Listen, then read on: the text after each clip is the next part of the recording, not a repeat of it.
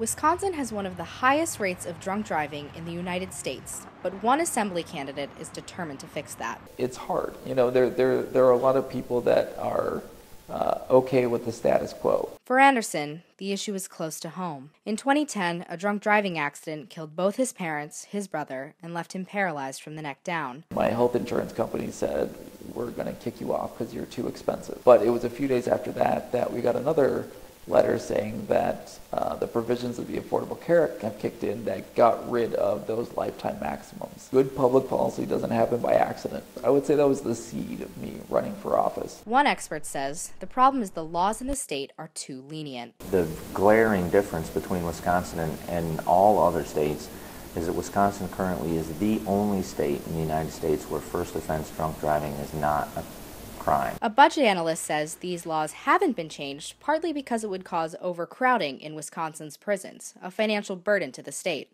But there is also another reason. Organizations that lobby for alcohol, for groups that sell alcohol, have a really strong political presence in the Capitol. So, the reality is I think that probably has a lot to do with it. Despite the roadblocks, Anderson says assembly members on both sides want to see drunk driving reform.